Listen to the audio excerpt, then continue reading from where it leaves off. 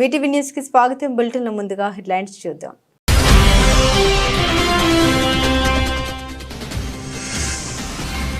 America గడ్డపై ప్రధాని మోదీ సంచలన ప్రకటన. అక్రమ వలసదారుల్ని వెనక్కి తీసుకురావడంపై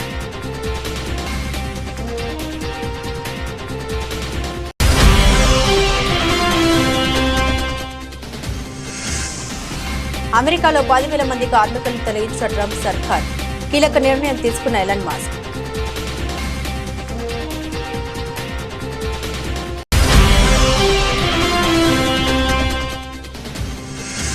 మహాకుంభమేళా మరో రికార్డ్, చరిత్ర తిరగరాస్తున్న త్రివేణి సంగమం.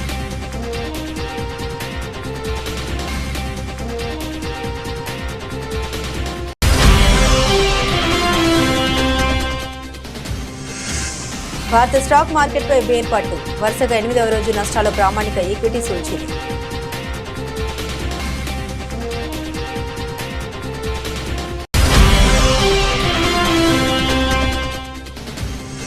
మహిళల ప్రీమియర్ లీగ్ 3వ సీజన్కు అదిరే ఆరంభం. అద్వితీయ ఆట తీరుతో ఆకట్టుకుంటున్న defending champion royal challengers Bengaluru. ప్రధాని నరేంద్ర మోదీ అమెరికాలో పర్యటించారు. ఈ సందర్భంగా ఆ దేశ అధ్యక్షుడు డొనాల్డ్ ట్రంప్ తో భేటీ అయ్యారు.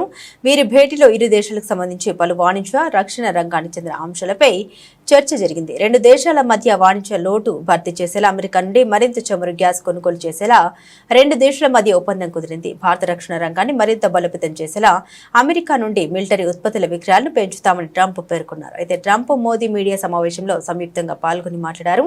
ఈ సందర్భంగా అమెరికాలోని అక్రమ వలసదారుల పట్ల డొనాల్డ్ ట్రంప్ వ్యవహరిస్తున్న తీరుపై ప్రధాని మోదీ ప్రస్తావించారు. అమెరికా అధ్యక్షుడిగా డొనాల్డ్ ట్రంప్ రెండోసారి బాధ్యతలు చేపట్టిన నాటి నుండి సరైన పత్రాలు లేకుండా అమెరికాలో అక్రమంగా నివసిస్తున్న వలసదారులపై ఉక్కుపాదం మోపుతున్నారు.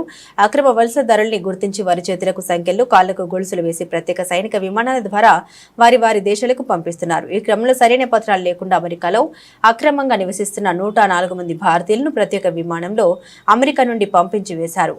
కొద్ది రోజుల క్రితమే ఆ విమానం అమృత్సర్కు చేరుకుంది.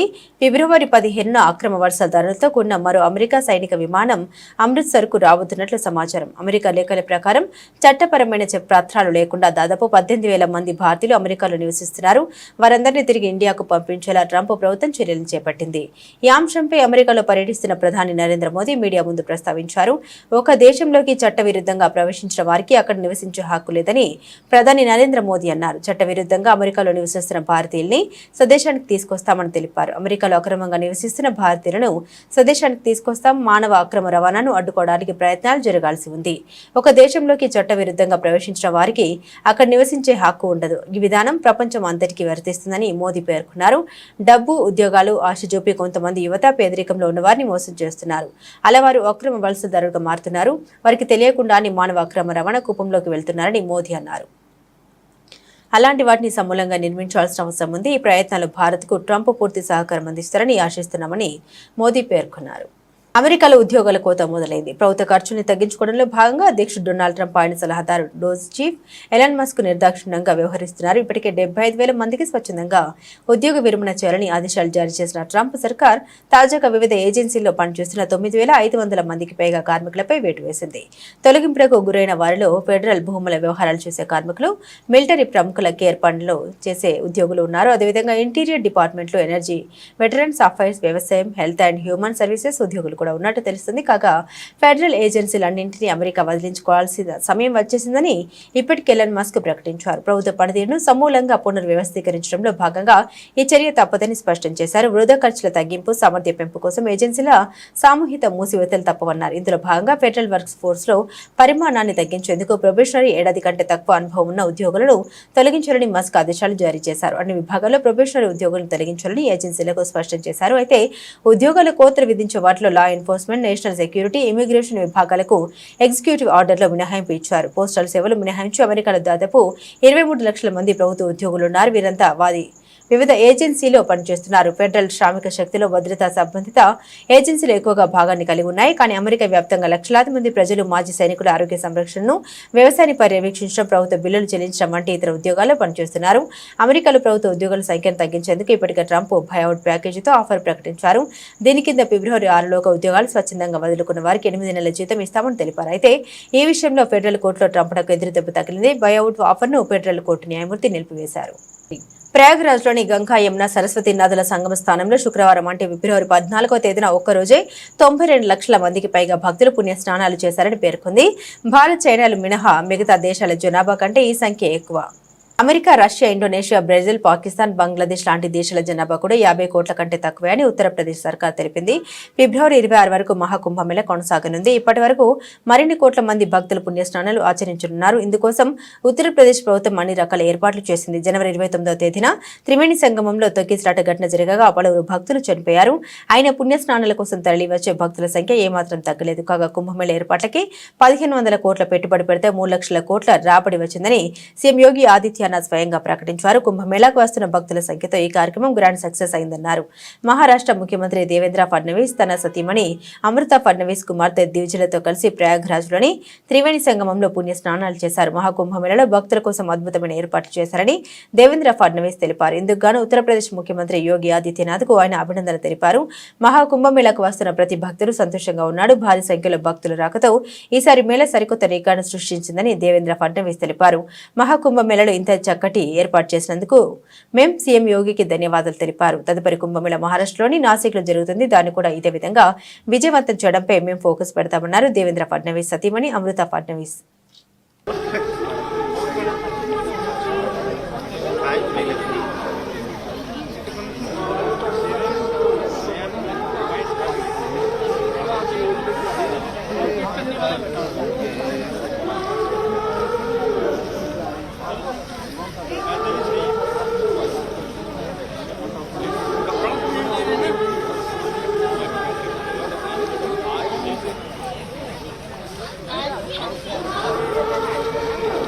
దెందులూరు టీడీపీ ఎమ్మెల్యే చింతమనేని ప్రభాకర్పై ముఖ్యమంత్రి నారా చంద్రబాబు నాయుడు తీవ్ర అసహనాన్ని వ్యక్తం చేశారు. చింతమనేని దుర్భాషల వీడియో ఒకటి సోషల్ మీడియాకి ఎక్కడంతో చంద్రబాబు ఆగ్రహం వ్యక్తం చేశారు. మనం అధికారంలో ఉన్నామని ఇలా సహనం కోల్పోయి వ్యవహరించడం తగదని హితో పలికారు. భవిష్యత్తులో ఇలాంటివి జరగకుండా చూసుకోవాలని తెలిపారు. ఇంతకీ ఏం జరిగిందంటే ఓ వివాహ కార్యక్రమానికి వెళ్లిన చింతమనేని కారుకు మాజీ ఎమ్మెల్యే అభయ చౌదరి కారు అడ్డుగా ఉండడం వివాదానికి దారితీసింది. ఈ గొడవ గురించి చంద్రబాబుకు వివరించేందుకు చింతమనేని నిన్న మంగళగిరిలోని టీడీపీ కార్యాలయానికి వెళ్లారు. వైసీపీ నేతలు కావాలని రెచ్చగొట్టేలా ప్రవర్తించారు. ఆయన చంద్రబాబుకు ఫిర్యాదు చేశారు. ఈ నేపథ్యంలో చంద్రబాబు ఇలా స్పందించారు. నిన్న గన్నవరం మాజీ శాసనసభ్యుడు వంశీ గారిని అరెస్ట్ చేస్తే వైఎస్ఆర్ పార్టీ వాళ్ళు అక్రమంగా వంశీ ఏ తప్పు చేయలేదు, కావాలనే కక్ష సాధింపు చర్యలో భాగంగా వంశీని అరెస్ట్ చేశారు అని మాట్లాడుతున్నారు. అంటే వంశీ ఏ తప్పు చేయకోకుండానే తెలుగుదేశం పార్టీ గన్నవరం కార్యాలయం తగలబడిందా, ధ్వంసమైందా, లేదంటే మాకు మేమే పెట్టుకుని వంశీ మీద నెట్టడం జరిగిందా? ఈ విషయాలన్నీ ఆ రోజున మీరు అధికారంలో ఉన్నప్పుడు మీ అధికారాన్ని అడ్డం పెట్టుకుని తప్పించుకున్నారు, తప్పించుకోవడానికి ప్రయత్నం చేశారు. మీకు అలవాటు, ముఖ్యంగా వైఎస్ఆర్ పార్టీ నాయకులకి, కార్యకర్తలకి, వాళ్ళ మాజీ శాసనసభ్యులకి, ఇప్పుడున్న శాసనసభ్యులకి, ఇప్పుడున్నటువంటి రాష్ట్ర అధ్యక్షుడికి ఆయన స్కూల్లో నేర్చుకున్నటువంటి విద్యలే ఇవన్నీ. మీకు అక్రమ కేసులు పెట్టడం, ప్రతిపక్ష పార్టీ వాళ్ళని హౌస్ అరెస్ట్ చేయటం, బయటికి రానికపోవటం, అవసరమైతే ఎన్కౌంటర్ చేస్తాను అని చెప్పి చింతపల్లి ఫారెస్ట్లోకి తీసుకెళ్ళటం, ఇలా బెదిరించటం, కొంతమందిని భూమి మీద లేకుండా చేయటం మీకు సాధ్యపడింది. మా మాజీ స్పీకర్ కోడెల శివప్రసాద్ గారు ఆత్మహత్య చేసుకునేలాగా ఆయన్ని ప్రేరేపించింది మీరు కదా? ఆ పరిస్థితికి ఆయన రావడానికి, ఆయన భూమి మీద లేకపోవడానికి కారణం మీ వైఎస్ఆర్ పార్టీ, జగన్మోహన్ రెడ్డి ప్రభుత్వం కాదా అని అడుగుతున్నాం. ఆ రోజున మాకు జరిగితే ఒకటి, ఈ రోజున చేసిన నేరానికి, చేసినటువంటి తప్పుకి ఈ రోజున వంశీని పెట్టారు, రేపొద్దున కొడాల నానిని పెడతారు, ఎల్లుండి ఇంకొకరిని పెడతారు, అవటాలను ఇంకొకరిని పెడతారు. ఈ చట్టాన్ని అమలు చేసే క్రమంలో కొద్దిగా టైం డిలే కావచ్చేమో, కానీ నేరం చేసిన వాడు చట్టం ముందు తప్పించుకోవటానికి వీల్లేదు. ప్రతి వాడిని తీసుకుని వచ్చి వాళ్ళు చేసినటువంటి నేరాల్ని రుజువు చేసి కటకటాల మళ్ళీ పంపటం జరుగుతుందని చెప్పి కూడా ఈ సందర్భంగా మీ అందరికి కూడా తెలియజేస్తా ఉన్నాం. నిన్నేదో పెద్ద పోటుగాళ్ళలాగా అంబటి రాంబాబు, మీకు తెలుసు కదా రాంబాబు అంటే అంబటి, రాత్రిపూటేమో ఆయన కామబాబు, పగలపూటేమో రాంబాబు. ఈయన చెప్తున్నాడు నీతి కౌరులు మహాత్మా గాంధీ దగ్గర నేర్చుకుని వచ్చినట్లుగా. డీజీపీ గారు ఆఫీస్కి వెళ్ళాడట, ఈ పుడింగ్ వస్తున్నాడని డీజీపీ గారు అక్కడ ఇంటర్వ్యూ ఇవ్వలేదట. ఈయనకు ఒక శాసనసభ్యుడు కూడా కాదు, నువ్వు మాజీ మంత్రి అయితే అయి ఉండొచ్చేమో. కనీసం నీకు పోలవరంలో నీకు మంత్రి ఇచ్చి ఇంకా దిగదారు చేశాడు పోలవరం ప్రాజెక్ట్ని జగన్. దేనివల్ల నీకు క్యూసిక్కి దీనికి తేడా తెలియనటువంటి, టీఎంసీకి తేడా తెలియనటువంటి మనిషివి. క్యూసిక్స్ అంటే ఏంటో, టీఎంసీస్ అంటే ఏంటో కనీసం ఆ వ్యత్యాసం కూడా తెలుసుకోకుండా ఆ శాఖ మంత్రిగా ఉండి పోలవరాన్ని పడుకోబెట్టి గైడ్ బండి పోయి అనేక విధాలుగా దాన్ని సర్వనాశనం చేసింది జగన్మోహన్ రెడ్డి ప్రభుత్వం. ఇంకా రాంబాబు గురించి చెప్పాలంటే మాటలతో చెప్పేది కాదు. ఇవాళ కోడెల గారు లేకపోవడానికి కూడా కారణం రాంబాబు పెట్టినటువంటి ఆ రోజున ఆ యొక్క హెరాస్మెంట్ వల్లే అన్ని కేసులు పడి ఇంత బతికి నేను ఇంకా భూమి మీద ఉండాలా అని ఆయనగానే ఆత్మహత్య చేసుకునే విధంగా ప్రేరేపించారు. ఆ రోజునే ఈ రోజున కంప్లైంట్ ఇచ్చి అయినా సరే నీ మీద 306 కట్టాలి.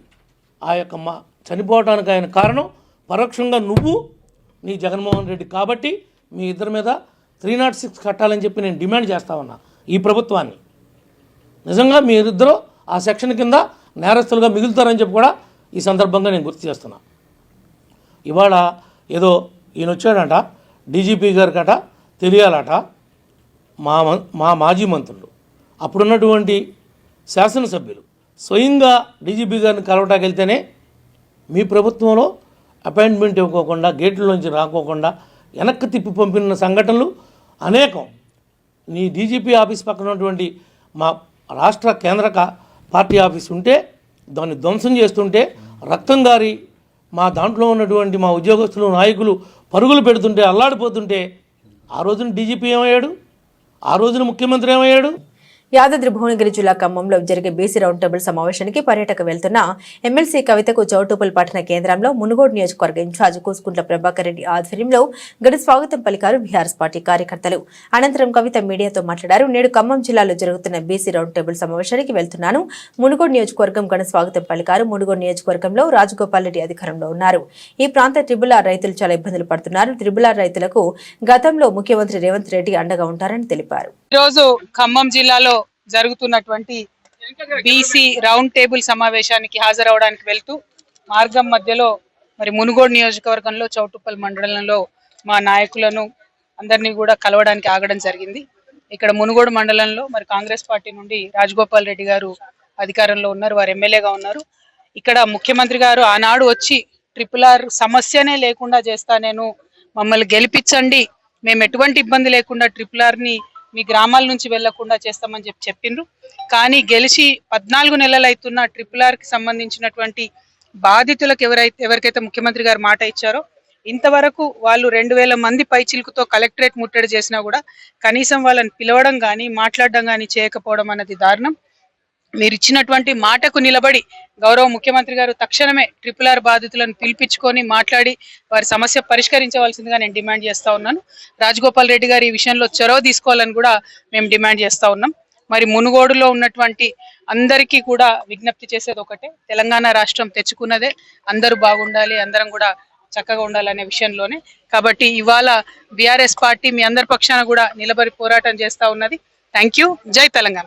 జనగామ జిల్లా పాలకుర్తి మండలంలోని బస్టాండ్ ఆవరణంలో గురువారం రోజున ఇద్దరు వ్యక్తులు అనుమానాస్పదంగా తిరుగుతూ ఉండడంతో వారి వద్ద ఉన్న బ్యాగులను తనిఖీ చేయడంతో గంజాయి దొరికినట్లు వారు పారిపోతుండగా పట్టుకుని పోలీస్ స్టేషన్ కు తరలించినట్లు పాలకుర్తి సీఐ గట్ల మహేందర్ రెడ్డి గురువారం ఏర్పాటు చేసిన విలేకరుల సమావేశంలో తెలిపారు. వారిని విచారించగా నిషేధిత గంజాయిని రవాణా చేస్తున్నట్లు అంగీకరించారని మహారాష్ట్రలోని తానే జిల్లా నవై ముంబై రబేలేకు చెందిన ఆశిష్ రామ్ నాయక్ యాదవ్, రాహుల్ రామ్, లఖన్ తివారీ ఇద్దరిని అరెస్టు చేసి ఈ రోజు రిమాండ్ కు తరలించినట్టు తెలిపారు. వీరిద్దరూ నవీన్ ముంబైలోని మోతిటెక్ అనే ప్రైవేట్ కంపెనీలో పనిచేస్తుండగా ఎక్కువ డబ్బు సంపాదించాలని అత్యాశతో మహారాష్ట్రలోని తానే జిల్లా నవీ ముంబై రబేలేకు చెందిన ఆశిష్ రామ్ నాయక్ యాదవ్, రాహుల్ రామ్, లఖన్ తివారీ ఇద్దరిని అరెస్టు చేసి ఈ రోజు రిమాండ్ కు తరలించినట్టు తెలిపారు.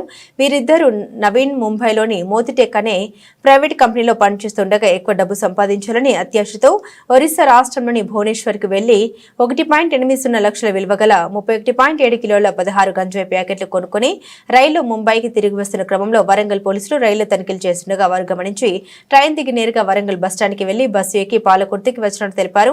వారి వద్ద 31.7 కిలోల గంజాయి, 2 మొబైల్ ఫోన్లను స్వాధీనం చేసుకున్నట్టు తెలిపారు. పోలీస్ స్టేషన్ పరిధిలో నమ్మదగిన సమాచారం మేరకు పాలకుర్తి ఎస్ఐ పవన్ కుమార్ తన సిబ్బందితో పాలకుర్తి బస్టాండ్లో ఇద్దరు వ్యక్తులు అనుమానాస్పదంగా కనబడుతున్నారు అనే సమాచారం మేరకు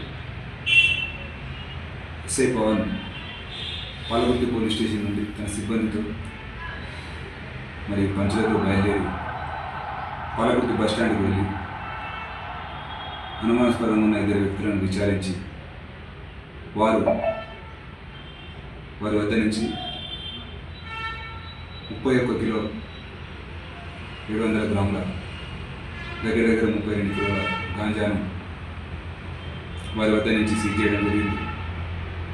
ఆ ఇద్దరు వ్యక్తుల పేర్లు ఆశిష్ రామ్ నాయక్ యాదవ్ అలియాస్ పాండ్య, అదేవిధంగా రెండో వ్యక్తి పేరు రామ్లఖన్ తివారీ అలియాస్ రాహుల్, రామ్లఖన్ తివారీ అలియాస్ పాండ్య. వీళ్ళిద్దరు మహారాష్ట్రకు చెందిన నవీ ముంబైలోని థానే డిస్టిక్ చెందినవారు. రెబెలి అనే ప్రాంతంలో ఒక ప్రైవేట్ కంపెనీలో రోజువారీ కూలీ పనులు చేస్తూ ఉంటారు. ఈ క్రమంలో వారు జలసలకు అలవాటు పడి సులువుగా డబ్బులు సంపాదించాలనే ఉద్దేశంతో వారితో పాటు పనిచేసే అన్ను అనే వ్యక్తి గాంజా సప్లై చేస్తున్నాడని తెలుసుకొని అతను భువనేశ్వర్ సిటీ ఒడిశా రాష్ట్రంకి వెళ్ళి అక్కడ అతని దగ్గర ఒక 16 ప్యాకెట్ల గాంజాను, అందాజా 32 కిలోల గాంజాను తీసుకొని వాళ్ళు ట్రైన్లో వస్తూ ట్రైన్ మార్గంలో వెళ్తే పోలీసులకు దొరుకుతారని మళ్ళీ వారు బస్సు మార్గం ద్వారా హైదరాబాద్కి వెళ్ళామని పాలకుర్తి బస్ స్టాండ్లో వాళ్ళు వెయిట్ చేస్తున్నప్పుడు పట్టుకోవడం జరిగింది. ఈ కేసులో టోటల్ గాంజా యొక్క విలువ అందాజా 7,92,000 ఉంటుంది. ముఖ్యంగా ప్రజలందరికీ ఒకటే విజ్ఞప్తి, మీ గ్రామంలో కానీ మీ మండలంలో కానీ ఎవరైనా గాంజాకు అలవాటు పడ్డట్టయితే వారి సమాచారం మాకు ఇచ్చినట్టయితే వారికి గాంజా సప్లై చేస్తున్న వాళ్ళు కానీ గాంజాను ఎవరైనా స్టోర్ చేసి రకరకాల మార్గాల ద్వారా ఎవరైతే దాన్ని సప్లై చేస్తున్నారో వారిపైన చర్య తీసుకోవడం జరుగుతుంది. సో ఈ కేసులో వారిని పట్టుకోవడంలో, నేరస్తులను పట్టుకోవడంలో ప్రతిభ చూపిన పాలకుర్తి ఎస్ఐ పవన్ మరియు అతని సిబ్బంది రాజ్ కుమార్, మనోజ్ మరియు ప్రొఫెషనల్ ఎస్ఐ రాజేందర్, అదేవిధంగా ఇతర సిబ్బందిని మా DCP west zone sir Shri Rajamahendra Nayak sir వారికి రివార్డ్స్ అందజేస్తామని వారికి చెప్పి వారి యొక్క ప్రతిభను ప్రశంసించడం జరిగింది. కాబట్టి ప్రజలు ఎవరైనా గాంజాకు అలవాటు పడ్డ వారి యొక్క సమాచారం ఉంటే మాకు తెలియజేయాలి. Thank you. తెలుగుదేశానికి పార్టీ వ్యవస్థాపక రోజు నుండి నేటి వరకు వెన్నెముకగా నిలిచిన బీసీల అభివృద్ధి కోసం అధికారంలోకి వచ్చిన కూటమి ప్రభుత్వం ప్రత్యేక చర్యలు తీసుకోవడం జరుగుతుందని సీఎం చంద్రబాబు తెలిపారు. బీసీల అభివృద్ధి సామాజిక న్యాయంలో భాగంగా ముఖ్యమంత్రి చంద్రబాబు నాయుడు వెలగపూడి సచివాలయంలో బీసీ సంక్షేమ శాఖపై సమీక్ష నిర్వహించారు. ఈ సమీక్షలో ఉన్నతాధికారులు పలు అంశాలను ముఖ్యమంత్రి దృష్టికి తీసుకొచ్చారు. రాష్ట్రంలో వెనుకబడిన ఉన్న బీసీల అభివృద్ధి సాధించడంతో పాటు ఆర్థికంగా బలపడే విధంగా ప్రభుత్వం నుండి వివిధ సంక్షేమ పథకాలు అందించే విధంగా చర్యలు తీసుకోవాలని అధికారులకు ముఖ్యమంత్రి ఆదేశాలు జారీ చేశారు.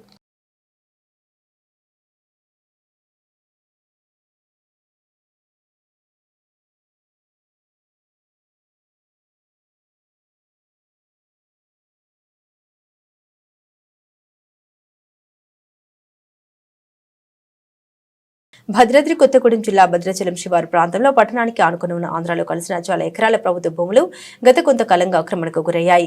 చుట్టుపక్కల ప్రాంతాల్లోని గిరిజనులంతా ఆ భూముల్ని ఆక్రమించి గుడిసెలు నిర్మించుకున్నారు. ప్రభుత్వ అధికారులు చాలా కాలం నుండి భూములను ఖాళీ చేయాలని చెబుతున్నప్పటికీ వినకపోవడంతో ఈ రోజు అల్లూరు జిల్లా ఏటపాక మండల అధికారులు గుడిసెలు తొలగిస్తున్నారు. ప్రభుత్వ భూముల్ని ఆక్రమించి గుడిసెలు వేయడం ద్వారా గిరిజనులకు ఇతరులకు అనేక వివాదాలు జరుగుతున్నాయని ప్రజలెవరూ ప్రభుత్వ భూముల్ని ఆక్రమించవద్దని అధికారులు తెలుపుతున్నారు. గతంలో కూడా అక్కడ గిరిజనులు ప్రభుత్వ భూముల్ని ఆక్రమించి గుడిసెలు వేసుకున్న నేపథ్యంలో ఆ మండల అధికారులు గుడిసెలను తొలగించి ప్రభుత్వ భూముల్ని స్వాధీనం చేసుకున్నారు. అయినప్పటికీ మళ్లీ గిరిజనులు అదేవిధంగా ప్రభుత్వ భూములు గుడిసెలు వేయడంతో అధికారులు ప్రొక్లైన్ల సహాయంతో గుడిసెల్ని తొలగించారు.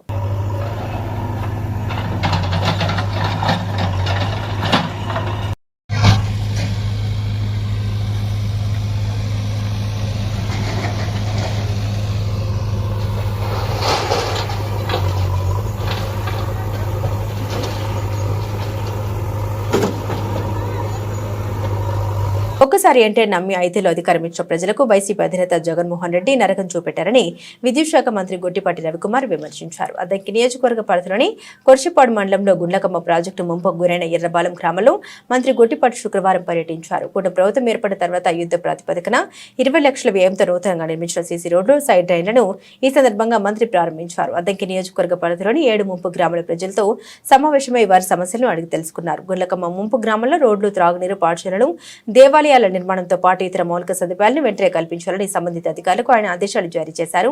ముంపు గ్రామాల నిర్వాసితులకు ఎప్పుడు ఏ అవసరం వచ్చినా తాను అండగా ఉంటామని మంత్రి గొట్టిపాటి హామీ ఇచ్చారు. ముఖ్యమంత్రి చంద్రబాబు నాయుడు నేతృత్వంలోని కూటమి ప్రభుత్వం ముంపు గ్రామాలను ఆదుకుంటుందని హామీ ఇచ్చారు. పట్టభద్రుల నిరుద్యోగులు యువత భవిష్యత్తుకు పునాదిని అవుతానని కరీంనగర్, నిజామాబాద్, ఆదిలాబాద్, మెదక్ పట్టభద్రుల బహుజన సమాజ్ పార్టీ ఎమ్మెల్సీ అభ్యర్థి డాక్టర్ పులి ప్రసన్న హరికృష్ణ అన్నారు. కరీంనగర్ ప్రెస్ భవన్లో ఏర్పాటు చేసిన మీడియా సమావేశంలో మాట్లాడారు. ఈ ఎన్నికల్లో వారు మానసిట్ కావాలని, అది ప్రసన్న హరికృష్ణ గెలుపుగా ఉండాలన్నారు. 25 ఏళ్లుగా విద్యార్థుల జీవితాలతో ఆడుకుని వారి తల్లిదండ్రులు ఫీజుల పేరుతో నిలువు దోపిడీ చేశారు. ఇప్పుడు కొత్త వెలుగు తీసుకొస్తామని మభ్యపెడుతూ పబ్బం గడుపుకోవాలని చూస్తున్నారన్నారు. బహుజన సమాజ్ పార్టీ రాష్ట్ర అధ్యక్షుడు మందా ప్రభాకర్, కరీంనగర్ జిల్లా అధ్యక్షుడు నల్లాల శ్రీనివాస్ తదితరులు పాల్గొన్నారు. ఇదే ప్రాసెస్ ఏదైతే ఉందో ఒక గ్రాడ్యుయేట్ ఎమ్మెల్సీ కొనసాగించాలి. ఏవైతే సమాజం లోపల పట్టభద్రులకు సంబంధించినటువంటి సమస్యలు ఉన్నాయో వీటిని ఒక నిర్మాణాత్మకమైనటువంటి రీతి లోపల ప్రభుత్వానికి తీసుకెళ్ళాలి. ప్రభుత్వానికి సమస్యలను తీసుకెళ్లడమే కాదు, ఆ సమస్యకు సంబంధించినటువంటి డిఫరెంట్ డైమెన్షన్స్ లోపల సొల్యూషన్స్ కూడా ఇవ్వాలి, అడ్వైజెస్ ఇవ్వాలి, అదేవిధంగా సజెషన్స్ కూడా గ్రాడ్యుయేట్ ఎమ్మెల్సీ ఇవ్వాలి అనేటువంటి లక్ష్యంతో నేను పనిచేస్తున్నాను. వాస్తవానికి డాక్టర్ బిఆర్ అంబేద్కర్ గారి భారత రాజ్యాంగం లోపల పేర్కొన్నటువంటి ఆర్టికల్ 169 కూడా శాసన మండలి ఏర్పాటు కోణం లోపల ఇదే చెప్తుంది. అంటే విభిన్న రంగాలకు సంబంధించినటువంటి ఎవరైతే నిష్ణాతులు ఉన్నారో, అంటే టీచర్ రంగానికి సంబంధించినటువంటి టీచర్ సమస్యల పట్ల టీచర్ ఎమ్మెల్సీ, పట్టభద్రుల సమస్యలను ప్రభుత్వానికి రిప్రజెంట్ చేయడం కోసం ఈ పట్టభద్రుల ఎమ్మెల్సీ, అదేవిధంగా లోకల్ బాడీస్ యొక్క సమస్యలను రిప్రజెంట్ చేయడం కోసం లోకల్ బాడీ ఎమ్మెల్సీ, ఇట్లా రకరకాల ఎమ్మెల్సీ పదవులు మనకు శాసన మండలి వ్యవస్థ లోపల ఆర్టికల్ 169 ప్రకారం భారత రాజ్యాంగం లోపల పొందుపరచడం జరిగింది. మరి ఒక విద్యా వ్యవస్థకు సంబంధించినటువంటి వ్యక్తిగా, పట్టభద్రుల యొక్క సమస్యలు తెలిసిన వ్యక్తిగా, ఆ సమస్యల లోపల నేను మనస్ఫూర్తిగా భాగం అయినటువంటి వ్యక్తిగా, ఆ అనుభవం ఉన్నటువంటి వ్యక్తిగా ఈరోజు నా యొక్క నామినేషన్ దాఖలు చేయడం జరిగింది. సో నేనందరికీ కూడా ఈ 4 ఉమ్మడి జిల్లాల పట్టభద్రులందరికీ కూడా ఒకే మాట చెప్తున్నాను, మీ అందరినీ కూడా రిక్వెస్ట్ చేస్తున్నా, మీరు దయచేసి ప్రసన్న హరికృష్ణ ఈ పదవికి ఏబులా కాదా, వైసీపీ హయాంలో పిల్ల సైకో వంశీ బూతులు చేసిన సభ్య సమాజం తలెదించుకునేలా ఉన్నాయి. వంశీ అరెస్టుతో ఇంతకాలానికి తగిన శిక్ష పడిందని ప్రజలంతా అభిప్రాయపడ్డారు. ఎక్స్ లో పెద్ద సైకో ఈ పిల్ల సైకోకు మద్దతుగా పోస్టు పెట్టాడు. ఇప్పటికే వంశీ అగడలు భరించలేక ప్రజలే తగిన బుద్ధి చెప్పి ఓడించారు. వంశీ కొడాలి నాని బూతుల వల్ల కూడా నష్టం జరిగిందని వైసీపీ నేతలు చెబుతున్నారు. ఆ రోజు వారందరితో బండబూతులు తిట్టించిన జగన్ ఇప్పుడు నీతి సూత్రాలు చెబుతాడని టీడీపీ నేత బుద్ధ వెంకన్న మండిపడ్డారు. అందరికీ నమస్కారం. రాష్ట్రంలో జరుగుతున్న పరిస్థితులు అందరికి తెలుసు. ఏదైతే పిల్ల సైకో ఒక దళితుడని కూడా చూడకుండా అతన్ని బెదిరించి కిడ్నాప్ చేసి కోర్టులో ఉన్నటువంటి కేసుని బలవంతంగా తీసిన కేసులో పిల్ల సైకో వచ్చి అరెస్ట్ అవ్వడం, ప్రజలు ఒక సైకో బయట తిరిగితే ప్రజలకి ప్రమాదకరం, పోలీసులు అరెస్ట్ చేశారనే ప్రజలందరూ కూడా ఆనందోత్సాహాలతో ఉన్న టైంలో పెద్ద సైకో అయినటువంటి జగన్మోహన్ రెడ్డి నిన్న ఎక్స్లో మాట్లాడుతున్నాడు. అసలు జగన్మోహన్ రెడ్డి నిన్న ఎక్స్లో మాట్లాడినటువంటి తీర్పు అయితే జగన్మోహన్ రెడ్డి గురించి పరాకాష్ఠకు తెలియదు అనుకుంటున్నాను. ఎందుకంటే జగన్మోహన్ రెడ్డి వంశీ అనే వ్యక్తి గత కొన్ని రోజులుగా బంగారం ధర నేల విడిచి ఆకాశం దిశగా పయనిస్తుంది. దేశీయ మార్కెట్లో నిన్న తొలిసారి 10 గ్రాముల బంగారం ధర 89,000 మార్కును దాటేసింది. నిన్న ఒక్కరోజే 1300 పెరగడంతో 10 గ్రాముల 24 క్యారెట్ల బంగారం 89,400కు చేరుకుంది. ఈ నెల ప్రారంభంలో 85,000 మార్కును తాకిన బసిడి ధర 15 రోజుల్లోనే 90,000కు చేరుకోవడం గమనార్హం. హోల్సేల్, రిటైల్, నగర వ్యాపారాల నుండి డిమాండ్ పెరగడమే ధరల పెరుగుదలకు కారణమని బులియన్ వర్గాలు చెబుతున్నాయి. ఇక హైదరాబాద్ మార్కెట్లో 24 క్యారెట్ల 10 గ్రాముల బంగారం ధర 87,160గా ఉంది. 22 క్యారెట్ల బసిడి 79,900కు చేరుకుంది. ఇక వెండి ధర కూడా నిన్న కిలోకు 2,000 పెరగడంతో 4 నెలల గరిష్టాన్ని తాకుతూ ₹1,00,000కు చేరుకుంది. భారీ స్టాక్ మార్కెట్పై బేర్పాటు బిగించింది. ట్రంప్ సుంకాల పోటు తరలిపోతున్న విదేశీ సంస్థాగత పెట్టుబడులతో పాటు నిరాశజనకంగా త్రైమాసిక ఆర్థిక ఫలితాల కారణంగా ప్రామాణిక ఈక్విటీ సూచీలు వరుసగా 8వ రోజు నష్టాలు పయనించాయి. శుక్రవారం సెన్సెక్స్ 76,000, నిఫ్టీ 23,000 స్థాయిలను కోల్పోయాయి. సెన్సెక్స్ 199.76 పాయింట్లు క్షీణించి 75,939.21 వద్దకు జారుకుంది. నిఫ్టీ 102.15 పాయింట్ల నష్టంతో 22,929.25 వద్ద ముగిసింది. చిన్న మధ్య స్థాయి కంపెనీల ప్రాతినిధ్య సూచీలైన బీఎస్ఈ స్మాల్ క్యాప్ ఏకంగా 3.24%, మిడ్ క్యాప్ 2.59% నష్టపోయాయి. కాగా గడిచిన 8 ట్రేడింగ్ సెషన్లలో 2,644.6 పాయింట్లు, నిఫ్టీ 810 పాయింట్లు 3.41% పతనమయ్యాయి. 8 రోజుల్లో 25.31 లక్షల కోట్ల మార్కెట్ సంపద హరించుకుపోయింది. దాంతో బీఎస్ఈ నమోదిత కంపెనీల మొత్తం మార్కెట్ క్యాపిటలైజేషన్ 400.19 లక్షల కోట్లు డాలర్లు పడిపోయింది. మహిళా ప్రీమియర్ లీగ్ 3వ సీజన్కు అదిరే ఆరంభం. కీలక ఆటగాళ్లు గాయాలతో జట్టుకు దూరమైన defending champion royal challengers Bengaluru అద్వితీయ ఆట తీరుతో ఆకట్టుకుంది. గుజరాత్ జెయింట్స్ పై 202 పరుగుల రికార్డు చేతను సైతం మరో 9 బంతులు ఉండగానే ముగించింది. చివరిలో రిచా ఘోష్ 27 బంతుల్లో 7 ఫోర్లు 4 సిక్సర్లతో 64 నాట్అవుట్ బౌలర్లను చెడుగుడు ఆడేసుకుంది. శుక్రవారం జరిగిన ఈ మ్యాచ్లో ముందుగా బ్యాటింగ్కు దిగిన గుజరాత్ 20 ఓవర్లలో 5 వికెట్లకు 201 పరుగులు చేసింది. గార్డనర్ 37 బంతుల్లో 3 ఫోర్లు 8 సిక్సర్లతో 79 నాట్అవుట్, బెద్మోని 42 బంతుల్లో 8 ఫోర్లతో 56 అర్ధ సెంచరీలు సాధించారు.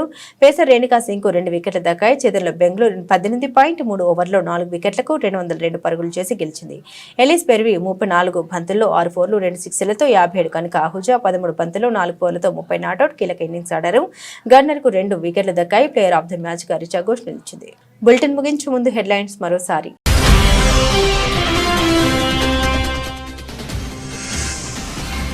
అమెరికా గడ్డపై ప్రధాని మోదీ సంచలన ప్రకటన, అక్రమ వలసదారుల్ని వెనక్కి తీసుకురావడంపై.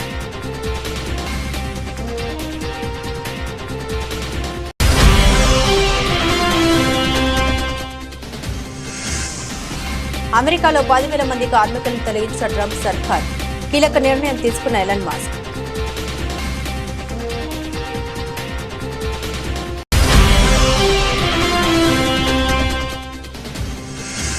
మహాకుంభమేళా మరో రికార్డ్, చరిత్ర తిరగరాస్తున్న త్రివేణి సంగమం.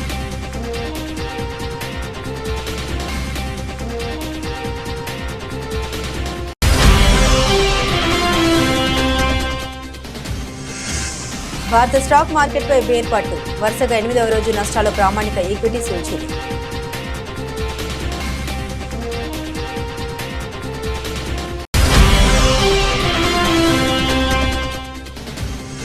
మహిళల ప్రీమియర్ లీగ్ 3వ సీజన్కు అదిరే ఆరంభం. అద్వితీయ ఆట తీరుతో ఆకట్టుకుంటున్న defending champion royal challengers Bengaluru. ఇవి బులెటిన్లోని విశేషాలు. తిరిగి మరో బులెటిన్తో మళ్ళీ కలుసుకుందాం. సెలవు.